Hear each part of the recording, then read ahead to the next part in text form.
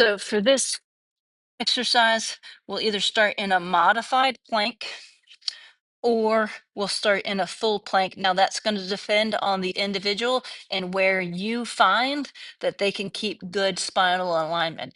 If they, especially as they transition from the plank to the push-up, if they lose their spinal integrity, so what I mean, if they're in this plank position and they'll arch as they go to come up, then have them do the modified version, staying stable, and then come into this upright position to then walk back into standing position before coming back down.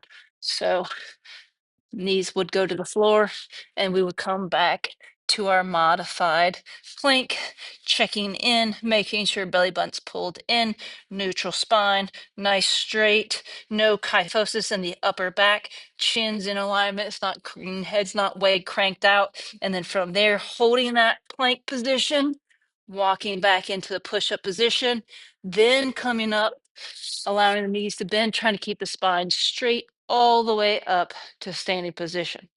If that seems to be pretty easy, then we can start from a true plank position.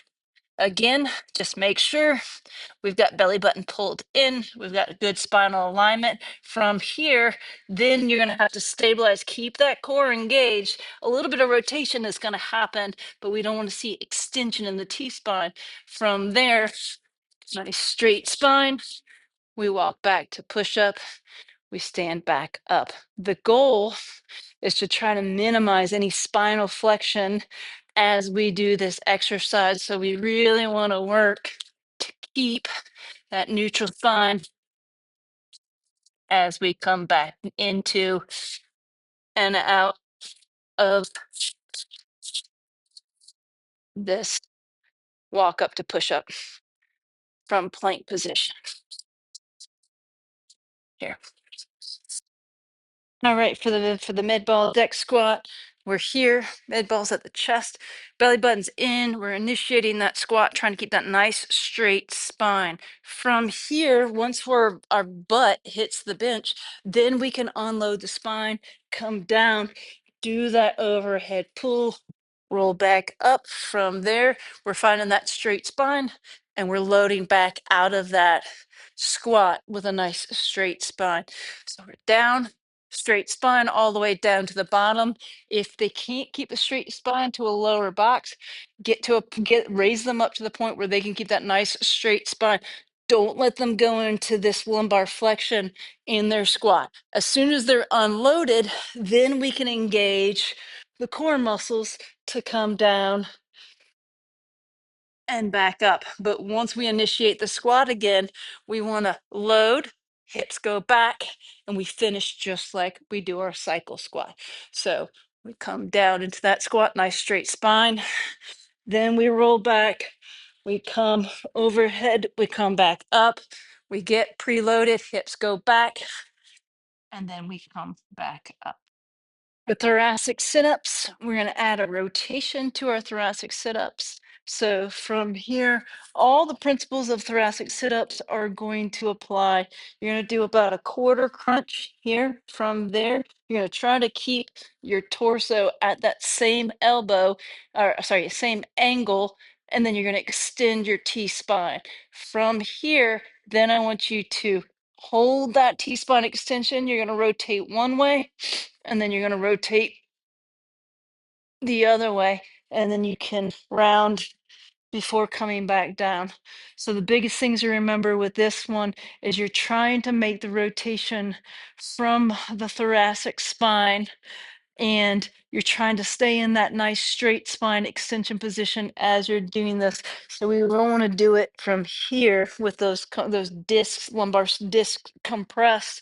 We want to come here, extend the T-spine, and then from there, I'm holding that extension and I'm trying to, you see my head and my torso are going to turn at the same angle and then rotate the other direction before I come back down. If somebody can only hold it for a short period of time, just have them do one side and then come back down instead of doing both sides, so they don't have to compromise direction.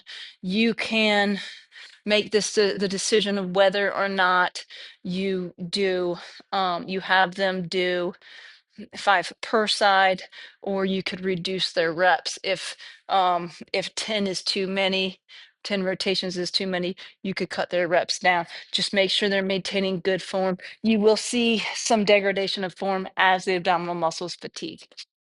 The high to low chop, I'm gonna start with both hands on the cable column. I'm gonna have my foot turned out. It can either be turned out a complete 90 degrees, or for some people, it might help initially to turn it out about 45 degrees.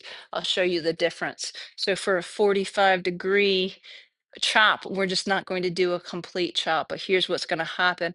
I'm here, I'm loaded mostly on my right leg. I'm going to transfer my weight to my left leg, and then from there, I'm going to connect my shoulder and my hip, and I'm chopping down. My hands and my toe should finish pointing relatively in the same direction. As I return back and fight the rotation, I want my hip and my shoulder rotate at the same time. I'm going to reload, transfer my weight, shift, and chop down. Now, turning my foot all the way out just changes the degree of my rotation. So from here, if I go 90 degrees, I'm just going to have a little bit more preload or pre-stretch on my body as I go into this chop. And I'm going to be able to take this chop a full 90 degrees. So again, a little bit harder if you find people if they're doing the slinky effect, which they're turning their body and then trying to follow with their shoulders. You see a disconnect between the hip and the shoulder.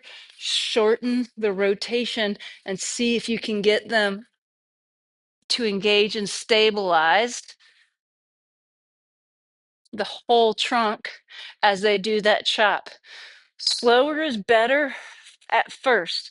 Once you see that people can go slower and keep the connection, you can make it fast, but they've got to be dialed in, and they've got to be having their trunk move their lower and upper body, or keep their upper and body moving together first before we go to something fast. Once they've proven they can keep that connection, you can challenge them to make that chop a little bit more dynamic or a little bit more explosive.